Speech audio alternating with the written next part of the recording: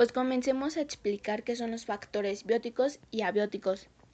Los factores bióticos y abióticos son componentes ecológicos o factores ambientales que constituyen un ecosistema y son importantes para su funcionamiento. Los factores bióticos pueden ser definidos como los elementos vivos de un ecosistema, por ejemplo, las plantas, los animales, incluso también los seres humanos. También los hongos, las bacterias, los virus y los protozoarios son elementos bióticos. Pues a cambio los elementos abióticos son los elementos no vivos del ecosistema, como agua, aire, los suelos y la luz del sol son elementos abióticos. Pues estos elementos son el desarrollo de los ecosistemas.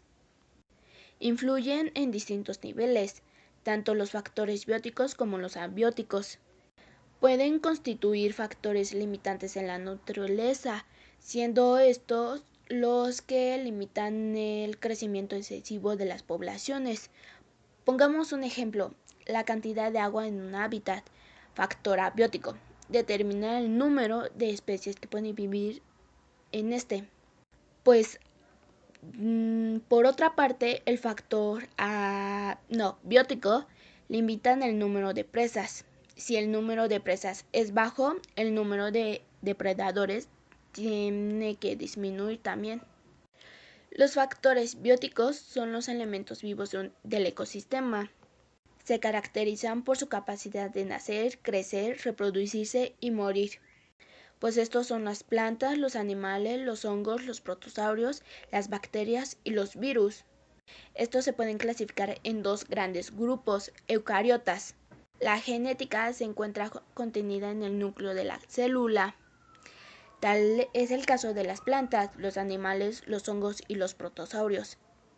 En cambio, las procariotas no existen un núcleo de la célula, sino que la información genética se encuentra dispersa en el citoplasma.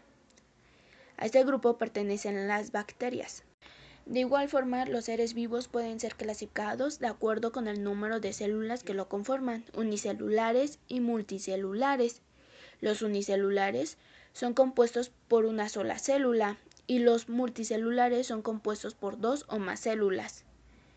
En los unicelulares se trata de organismos microscópicos y en las multicelulares, las plantas, los animales y la mayoría de los hongos son multicelulares. Los factores abióticos son los elementos del ecosistema que no están vivos. Como ya lo habíamos comentado, los principales factores abióticos son el agua, los suelos, el oxígeno, el carbono, la temperatura y la luz solar.